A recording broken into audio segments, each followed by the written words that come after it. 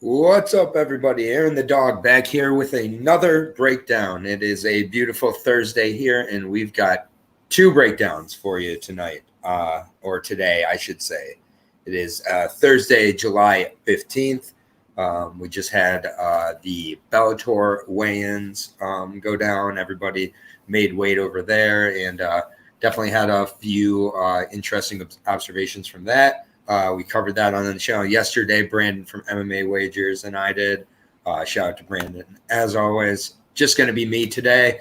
We are covering LFA 111 Brazil. It's the first of two LFA cards for the weekend. And your boy did as much work as he could with this card. This is an all-Brazilian card. A lot of prospects had to go to a lot of different sites, it wasn't just on YouTube here. I went to Daily Motion, Vimeo, all over the internet trying to find basically footage on these fighters. The fighters who I wasn't able to get footage on, looked more into the records and everything, but I did my work. I may be partially fluent in Portuguese by the end of this weekend, but it's all good.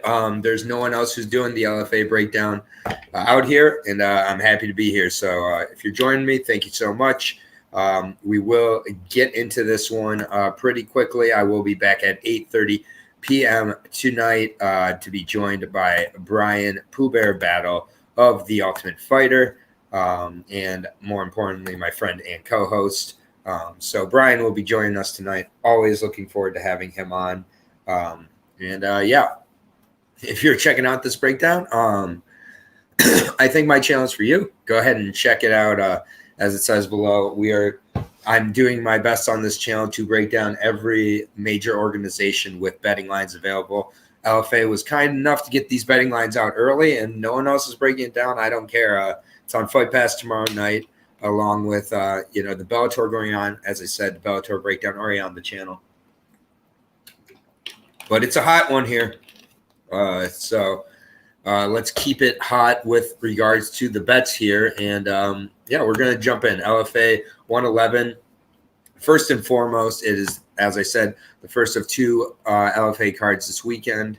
Also, 12 fights on this card, all of which available for betting. So I'm going to do all 12.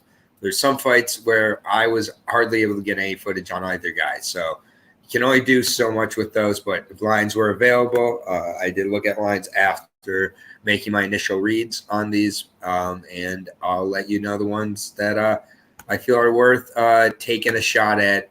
This weekend we've got like 30 plus fights, so there's really no reason to go in there and force any sort of plays. So I think this is a card where we just kind of have to do our best to just make our reads, realize that, with regards to some of these, we have a lot of unknowns. We have a lot of long layoffs. It's Brazil versus Brazil for almost all the fights except for one, I believe. So that's always an angle that is impossible to predict. But, yeah, I'm expecting good things out of this card. Let's go ahead and jump in. Our first fight of the night. We are from Rio de Janeiro, Brazil. We are starting at the 125-pound division, flyweight division, or bantamweight division here, between Gabriela Hermanjeans, and I'm going to do my best with pronunciations tonight. I apologize for any that I'm having trouble with, but and Coelho Braga.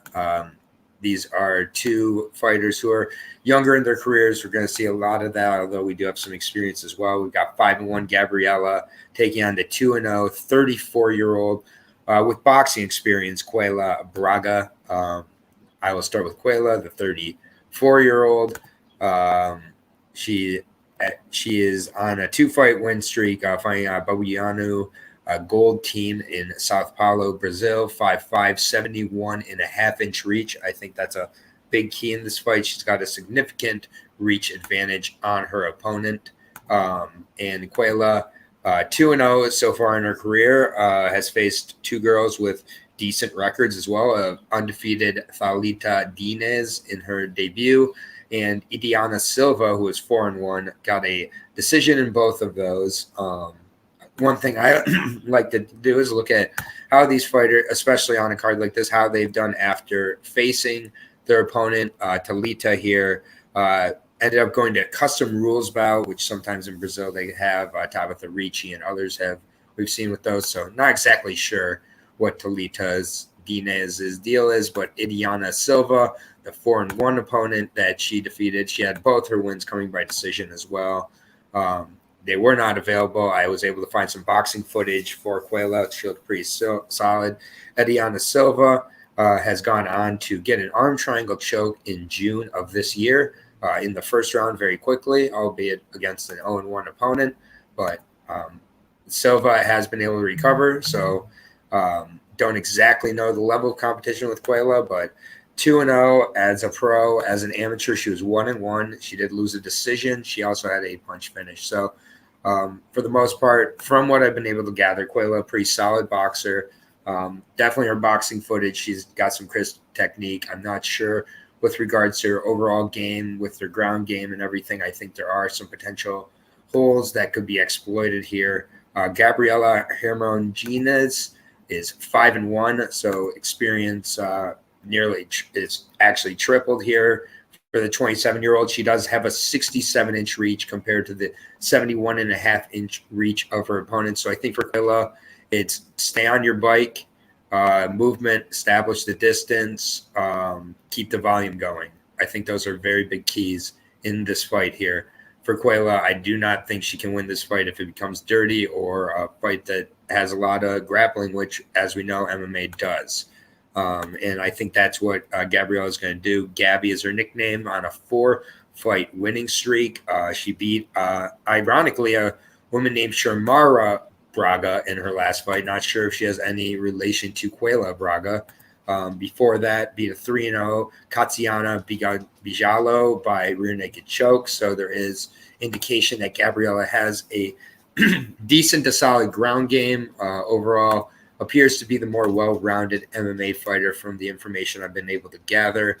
Triple the experience. I like Gabriella here quite a bit. I think that she looks to get this fight away from distance, away from movement. I think if she looks to make this a stand-up war, that would not be in her best interest here. But Gabriella, I think, should be able to out-MMA her opponent. Quayla does seem hard to finish, so I'm not going to pick a finisher, but Gabriella by decision, I think, is a safe play here. Minus 275 for Gabriella, plus 200 for Quayla Braga coming back. Gabriella, the younger opponent, again, the only issue I see is Quayla possibly being able to use that reach. Every fight does start on the feet, but I believe that Gabriella is going to be the stronger, more aggressive. As long as she's moving forward, putting the pressure on, I think she should be able to get a decision. Minus 275. I don't hate it, but again, on a card like this, it's hard to, when you have the limited amount of information I did on these opponents, to fully invest. But I think Gabriella is a decent parlay piece if you so are interested. So Gabriella by decision. Next fight here is a fantastic fight. It is at 135. These are all going to be, I believe, on Facebook as well, free before they go on to Fight Pass for the main card at 9 p.m. But this is a really good fight. A 10-1 Luan Luis Lacerda facing Tehran Pedro, 9-3. So two guys with a lot of experience here at bantamweight again. So two bantamweight fights to start. But Lacerda fighting on Nova Union is definitely the more notable camp here. 10-1, did miss weight in his last fight by a few pounds. Tehran Pedro, fortunately, did have a decent amount of tape available. Appreciated Bunny. Glad to have you here. And, it's all good. They will come as they go. Luckily, the information always available here. People at work, not everybody gets to, hang out with dogs and get to watch hours and hours of MMA. Life's good. But whenever they do, check it out. And I'm glad you're here. So what up, Bunny? Shout out to the Shoey Bunny. Tehran Pedro, though, 9-3, decorated jiu-jitsu, as we can see from his Tapology pick here. 27 years old, 5'5", his opponent 5'8". There's a reach disadvantage for Tehran in this fight. Coming off 2 straight wins, I was able to watch both of those happening. The last one happening in Jungle Fight, which is a very good Brazilian regional organization, as we all know. Jan Dickinson Pereira is who he beat in that fight. It was a really good performance by him. Jan Dickinson was another longer, rangier bantamweight himself, and Tehran was able to use his forward movement, his aggression really, really well. Has a good to decent top game and top control. When he's put on the bottom, however, he did struggle against Claudini Bertato, particularly. He lost to him, a 7-5 guy. You don't really like to see that. Walter Pereira Jr., decent guy, so lost the decision there, and then got knocked out by Rafael Apocalypse, which is a pretty cool name, but he got knocked out in 43 seconds by him. So he has been dominated both in grappling and by way of strikes, but I've really liked a lot of what I've seen of this guy. I think his top game is very impressive, has good finishing instincts as well, has a few submission wins in there, seems to have comfort with his grappling to allow comfort in his stand-up game.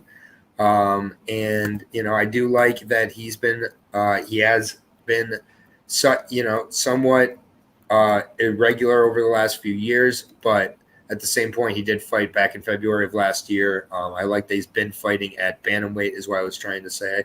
And then his opponent, Luan Luis Lacerda, Nova Union, as I said, 10-1, 5'8" or 5'7" bantamweight. I will have a decent reach advantage currently on an 8-fight win streak. So that's right away where I want to start. Has been facing decent competition as he's been going, but one of his big wins was definitely his win over Roldan Paiva early on in his career when he was only 3-1.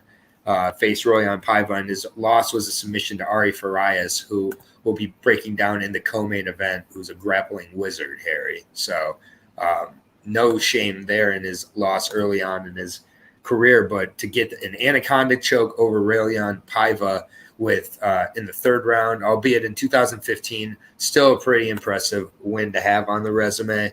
Has some triangle wins, has a few guillotines, and has finished his last 2 by rear naked choke. His last fight was in October of 2020. And yeah, this is, I think, going to be a possible fight of the night. I'm a little bit surprised they have this so early on the prelims and on Facebook.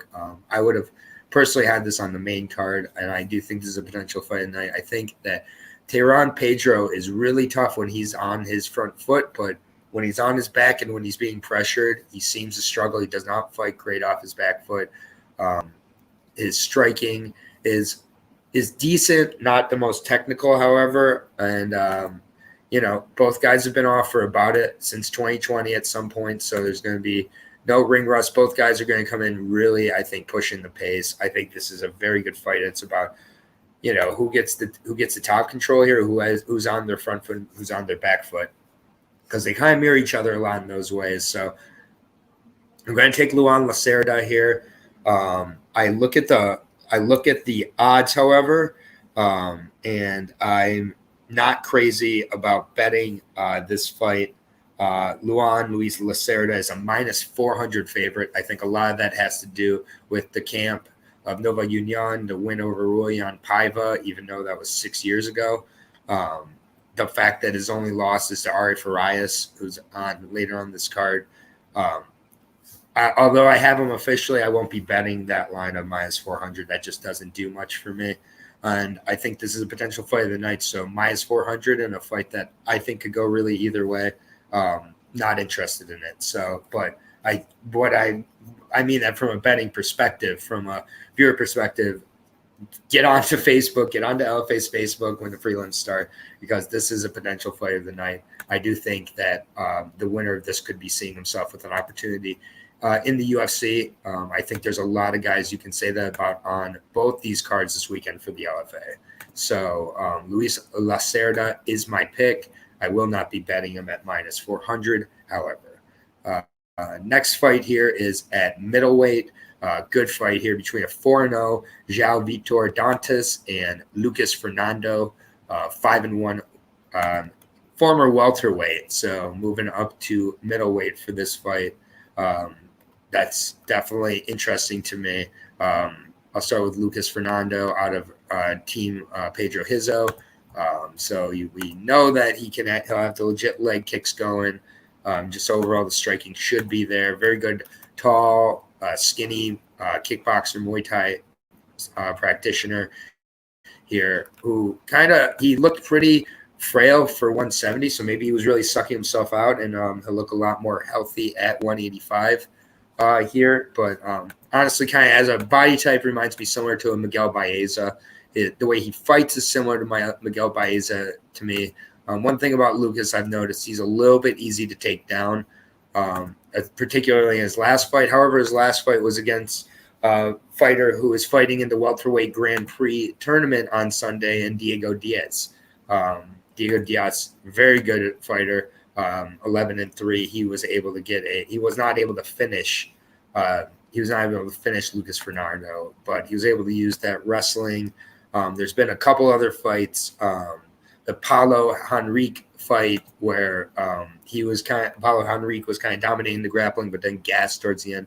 Main error as he was getting to his feet, but Fernando was there to take advantage. So he was on a 5-fight winning streak prior to that, a couple KO finishes, a couple submission finishes, although he really seems to stay on the feet and then use sweeps and look to maybe reverse if you initiate the grappling yourself. So I do think that he's going to be the taller, rangier of the opponents. I'm looking at the information, and 6'3", so should have a very good reach here against João Vitor Dantas.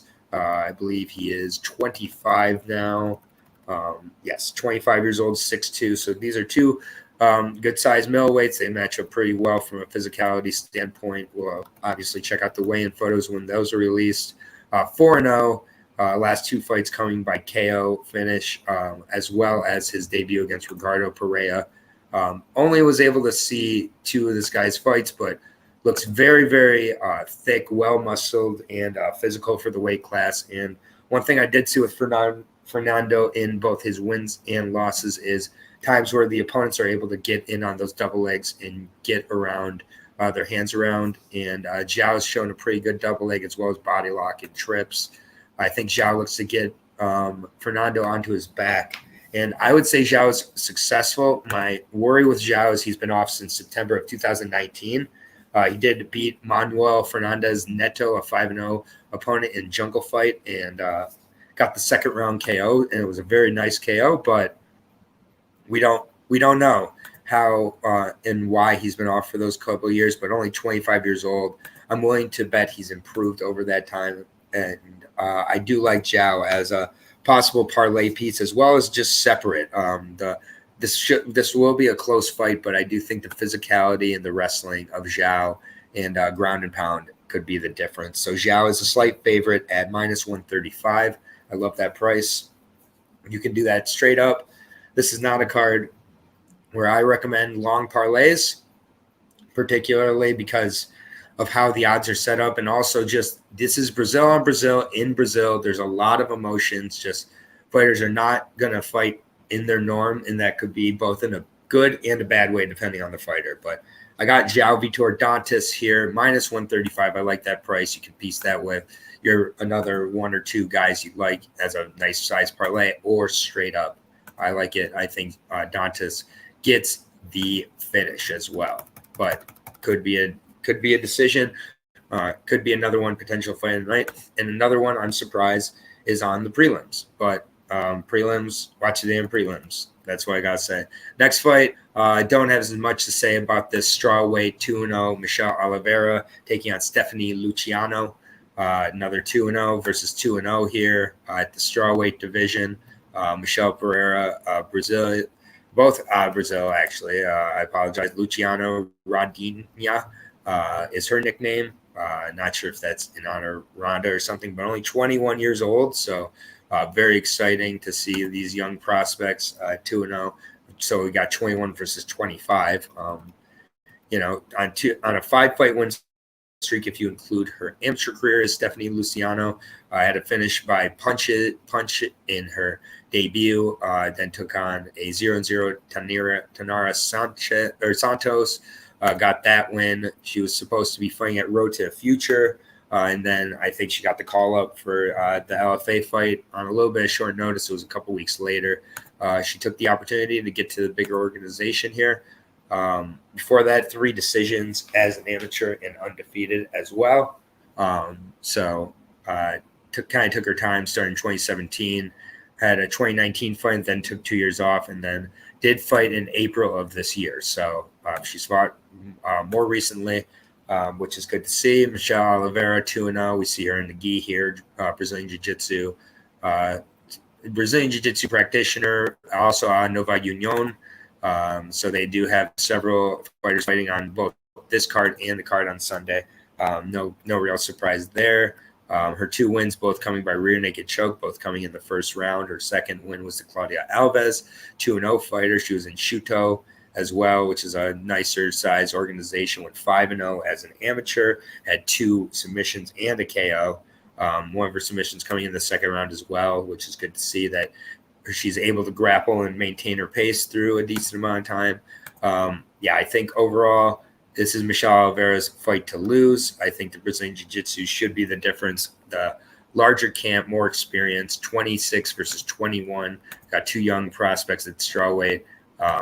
I think that Luciano could catch Michelle, and if she gets her on her back foot or stuffs those takedowns, it's a whole another ballgame. But I think Michelle gets her down and ends up getting the rear naked choke for a third victory. For a third victory for Michelle Oliveira. Looking at the odds here, minus 275 on Michelle Oliveira. It's a little bit tough for me. With Luciano being 21, we really don't know how much she's improved yet.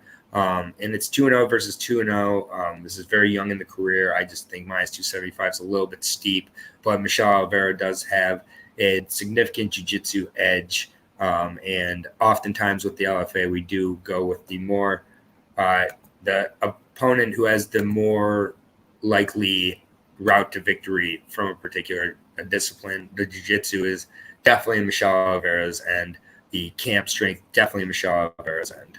So moving on to the next fight. We're rolling through these prelims. This is the main featured prelim. It's another great fight, 6-0 versus 6-0 at lightweight. We got Cal Fernandez taking on Luan Sardina. This is a really good fight. Unfortunately, with Luan Sardina, unable to see a whole bunch of tape on him, but I'll break down what I can of the 5'8", 30-year-old bantamweight, 5'8", 30-year-old has fought at featherweight. I apologize prior to this, so not bantamweight, featherweight. And this fight is at lightweight. Overall, I was very impressed to see a rear naked choke finish of Fabio Henrique Nascimento, 14-0 at the time that he defeated him. Besides that, Jolson Nascimento, not sure if they had a relation, beat him by decision. But his last win was in January of 2020. So it's been off for quite a while. Had a fight scheduled for October of 2020, and his opponent got moved to the main event. He just was kind of left with no opponent. And for whatever reason, it took till July of 2021. The pandemic, sure. But other than that, Leandro Silva, Lielson Costa, Lucas Zogby, just guys I haven't really heard of. Dazil da Silva was on a significant slide when he defeated him as well in 2016. He's just been very inconsistent as Luan Sardina. I'm not exactly sure why, and not sure how dedicated he maybe is to the game. Cal Fernandez, 6-0, fortunately was able to watch a little bit of his tape, so that's helpful for the Nova Union product. He fought Shuto, Brazil for most of all of his pro career. So that's a decent regional scene. Has a was able to watch his last performance as well as his performance against Evandro Barboza, where he was able to slick in a really smooth armbar. He's got a good overall MMA game and very impressive grappling. Armbar is his go-to, but his striking, as a result of his grappling, his striking is very confident as well. This is 6-0 versus 6-0. Both guys have been off for quite a while. October of 2019 for Cal Fernandez, and he didn't even try to schedule a fight in between then. So at least Sardina was trying to schedule fights and in there a little bit. I like Cal Fernandez. I just think that overall he's got the grappling that I think will be the difference here against Sardina. Minus 125 for Cal Fernandez. Minus 105 for Luan Sardina. They feel this is going to be a very close fight. And it's 6-0 versus 6-0, Brazil on Brazil. So very good one. I like Cal Fernandez myself. Was able to see some more tape on him, as well as the Nova Union camp kind of peaking at the right time with several fighters being on this card. So going to move on here. We are on to the main card. Thank you for anybody who's joined me. This was very, very rewarding and difficult to research, but I'm glad I did. It makes me a better capper myself. So we start out at the heavyweight division for the main card, live on Fight Pass tomorrow night at 9 p.m. Eastern Time. Eduardo Neves taking on Eduardo Silva, battle of undefeated heavyweight Eduardos. So that's pretty cool. 3-0 against 1-0, however. So very early on, I will break down Eduardo Silva. Gigante is his nickname. Good nickname for a heavyweight, for sure. 6'7", very tall, 30 years old. Had one amateur fight as well. Won that by KO. Won his debut by KO in June of 2018. He's been off for a couple years now. And haven't been able to see the weigh-ins yet, but at 6'7", big guy. Guessing he's going to be close to that 265 range, but definitely comes forward as aggressive. Eduardo Neves, also undefeated at 3-0, 22 years old. So we got 22 versus 30, 3-fight win streak for Neves. Did not fight any amateur, he just went straight to the pros. 3 finishes as a pro, the last 2 coming by KO, 1 coming in the second round, next one coming in 41 seconds over an undefeated Marcelo Gomez in the first round, that coming in February of this year. So Eduardo Neves has triple the experience, technically at 3-0 against 1-0. He's fought this year. He's shown the ability to go into the second round and get a finish. And in his debut, he actually went into the third round before it was stopped by a cut. So I think good potential gas, 22 versus 30. So I'm going with the younger 22-year-old Neves here. A battle of Eduardo's, minus 275. It's tough when you've got 2 heavyweights, 6'7", and Neves, I believe, is listed. He's not listed, so it'll be interesting. But I anticipate he's shorter than 6'7", so thinking – it's just 2 big Brazilian heavyweights coming together. Either one can go down. Minus 275 on a 3-0 guy is tough to lay down. But I do have Neves, and I have him by KO. I think either way it's going to be a knockout, though I don't think this one sees the scorecards. And it's a very exciting way to start out this main card. Next fight on the main card, strawweight, battle of undefeateds, 4-0 versus 4-0. Brazil is absolutely killing it over the weekend here. And just saying, LFA's first card in Brazil, and they're really delivering with these 2 cards. So shout out to the Brazil MMA scene. It's a conveyor belt of MMA talent. It's crazy how much talent is on this card. Right here, 2 undefeated ladies taking on at 4-0 and 4-0. At strawweight here, we got Marcela Alves taking on Yasmin Castano. Monstrina is her nickname. 29 versus 24. So 2 very young fighters in their careers, for sure. I will start with Stella Alves, the 29-year-old 5'2" strawweight on a fight win streak. Had 1 ground and pound, 1 submission to start her career, and then 2 decisions. She's yet to face an opponent with a fight. All 4 of her fights have been against 0-0 opponents. I don't really like to see that. They've all been with victorious MMA. I'm not too familiar with there, and 2 of them happened in 2019, and then she came back on May 27th of this year to get another decision win. Was only able to see the decision. She looked okay, but I'm not sure how great her opponent is, and all of them again been against 0-0. This is her first fight against anybody with experience, so I think that's pretty big. And yeah, Yasmin is 4-0 herself as well for the 24-year-old. She last fought in March of 2020, so she has not fought as recently. She tried to have a few fights scheduled, one against Bruno Vargas, and Yasmin had a knee injury that kept her out, and then she came back. Supposed to have a fight in May of this year. It was canceled for some reason with Denise Gomez. Before that, beat a 6-5 Tanya Souza, 0-0, 0-0, and 0-1. So her first fight against someone with 11 fights at least, and she did get the armbar finish. She had another armbar finish as well. It appears to be her go-to kind of submission here.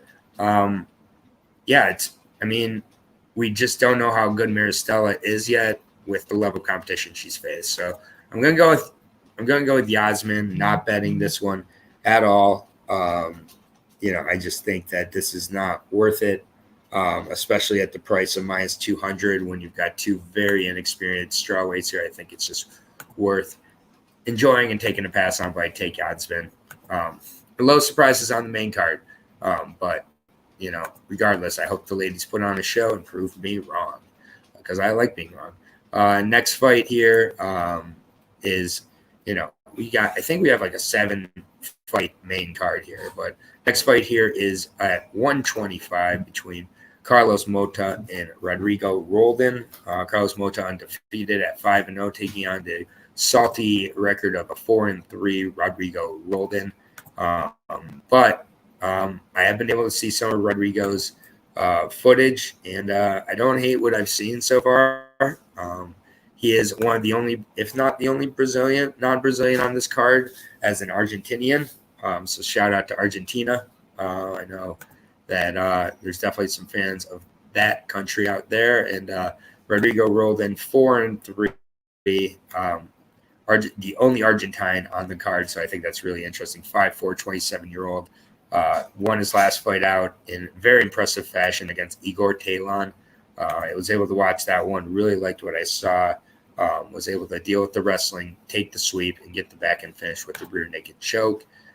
So I think that Rodrigo has a pretty legit ground game and grappling game overall.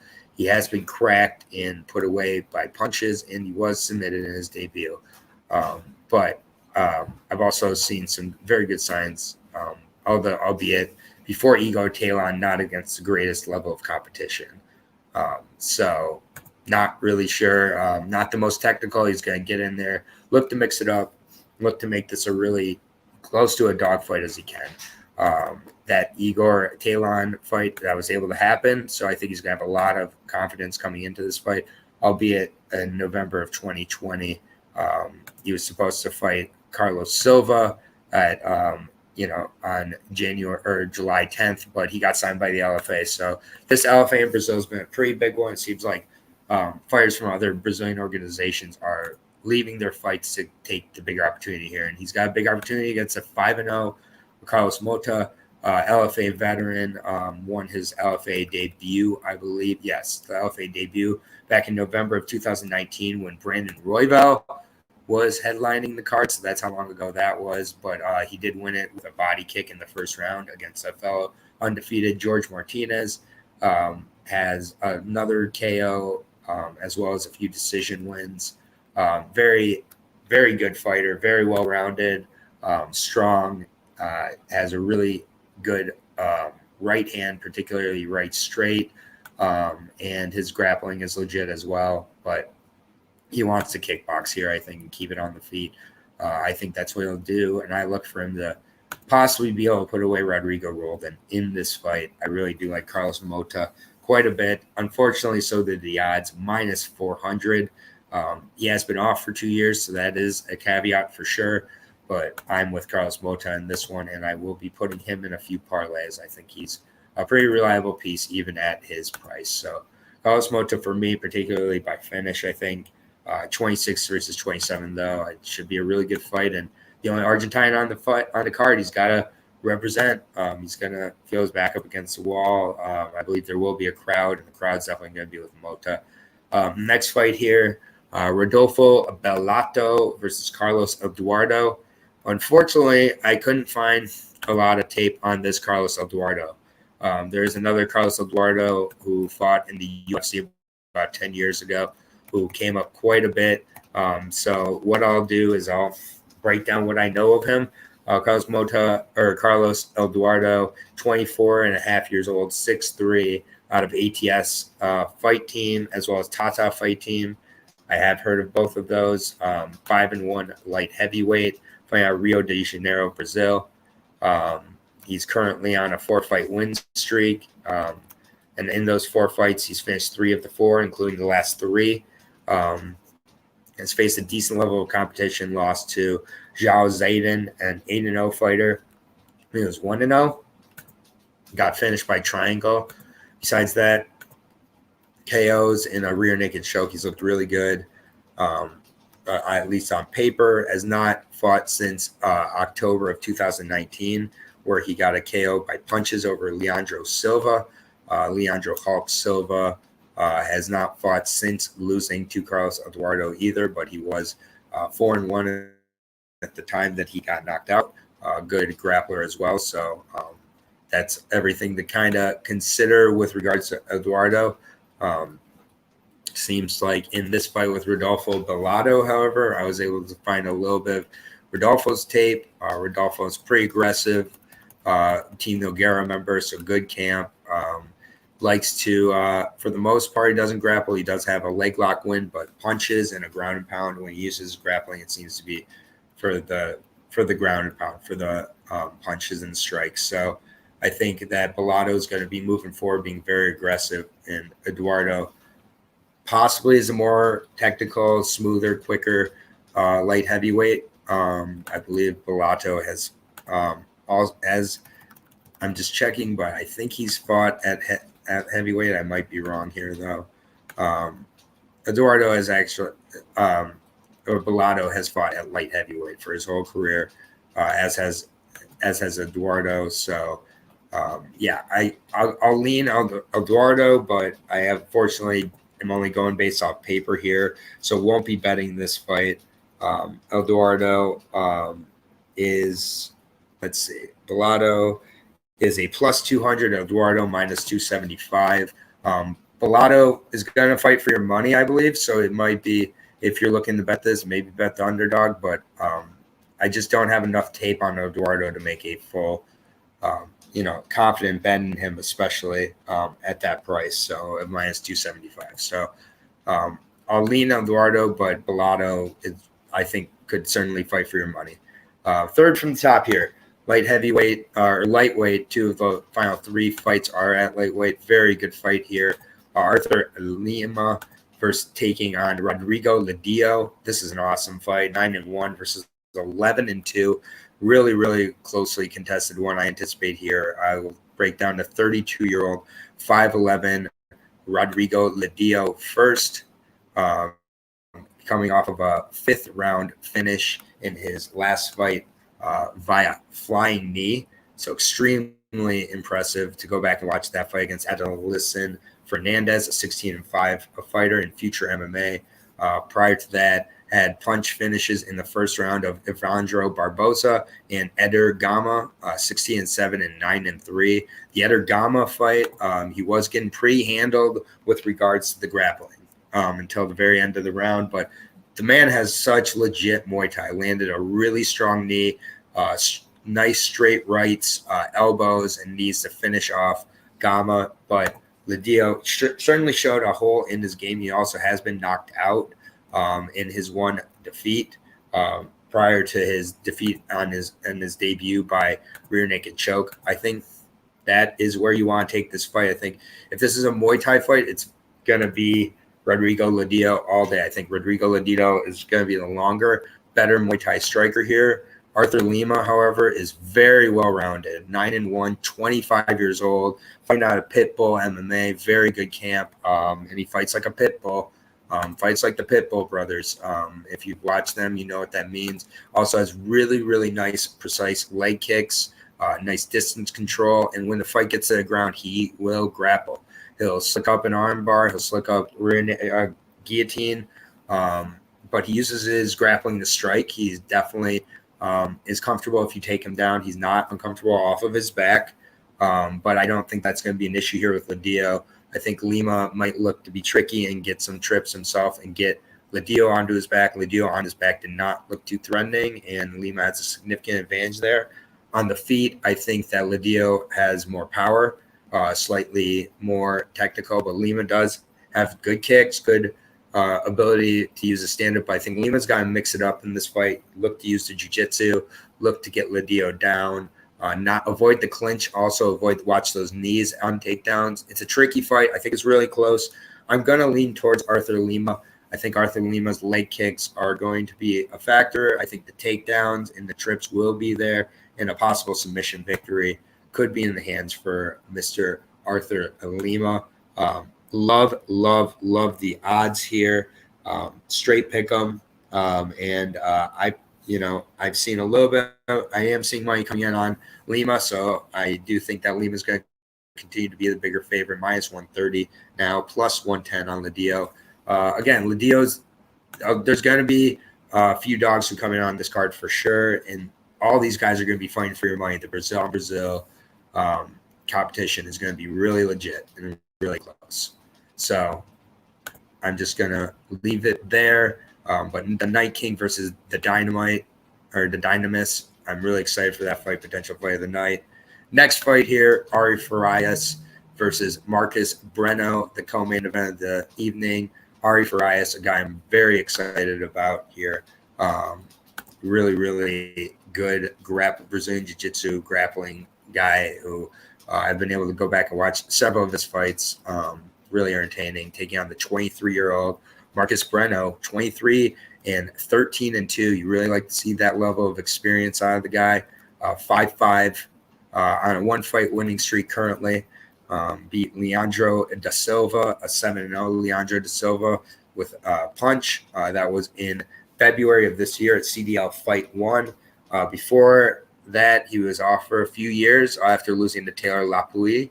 Was originally supposed to fight Brian Caraway. So a pretty tough break to go from Brian Caraway to Taylor Lapuy. Was not finished in that fight, though. Went to the decision, which really shows some good grappling acumen that he's going to need to use in this fight. But Lapuy was able to control the ground, and that is Ari's world. I think Ari Ferraris is a really legit grappling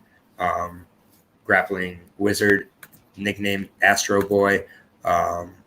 He's as you can see, really, really well built, 5'6", a thick opponent himself at 135. He's going to go in there. He's going to look to get on top of you, get to that full mount, work the arm triangle, or control you for the round. It's when Ari is not able to finish and gets put into some kind of precarious situations that sometimes he has a little bit of trouble for sure. Ari, particularly a fight I was able to watch, the Simon Alavera fight. He did get opened up at the end of one of the rounds and had a little bit of trouble, but persevered and won a decision against a 13-2 opponent. Wears his opponents down, gets the rear naked choke in many of these fights against guys like Devontae Sewell, very good guy, Nilton Galvayo. I just think, and he did have a win over Johnny Campbell, who just beat Henry Corrales, but it was Johnny Campbell's cauliflower. He busted open 20 seconds into the fight. So can't really judge that one, but I think that Marcus Brenn, 23 years old, is going to be improving a ton. 13-2 is a really good experience early on in his career, but I think it is going to be all Ari here, and it's going to be a ground kind of display. I think Ari can get the finish. I like Ari by rear naked choke here. Ari Ferraris, only a minus 150 favorite. A little surprised by that. I think that's one of the better lines on the night, but maybe I'll be wrong. So stay tuned. But minus 150 for Ari. And I like him by finish, particularly by a submission. So that's our co-main event. Main event of the evening is going to be an absolute war and might very well be our fight of the night. Rango Desa taking on Ismael Bonfim. At 155, these guys are going to come in and bang. 24, nearly 25-year-old Rango Desa Anaconda taking on Moreta, who's 25 and a half. So we have two young guys. Moreta has been fighting since he was 15. I mean, he has been in the combat game for a long time now. Really impressed with what I got to see out of this guy. He's a wild man. He really is. He's gotten into some boxing fights as well. But yeah, he's a very good MMA fighter. Has lost to Renato Moicano back in 2014. So when he was 19 years old, I believe he was fighting Moicano. Crazy. Since then, he's gone on quite a run here. He's on an 8-fight win streak. Going to be very confident coming into this one. Hasn't fought since September of last year when he faced João Lucas Neto, a 19-9 opponent, and finished him in the first round. Has a lot of finishes in the first round by punches. Has a Kimura finish of an opponent as well. And he was finished by a rear naked choke and has one loss. But a lot of punch finishes, has legit power.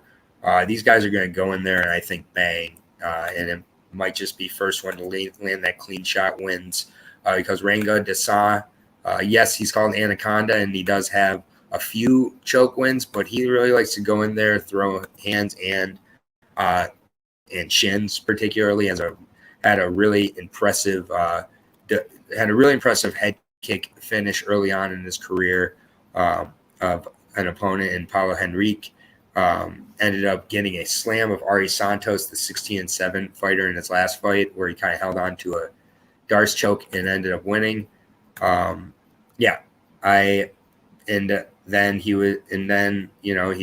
He's now in a huge main event spot here. Whoever wins this fight will be getting an opportunity in the UFC, either on Contender Series or on the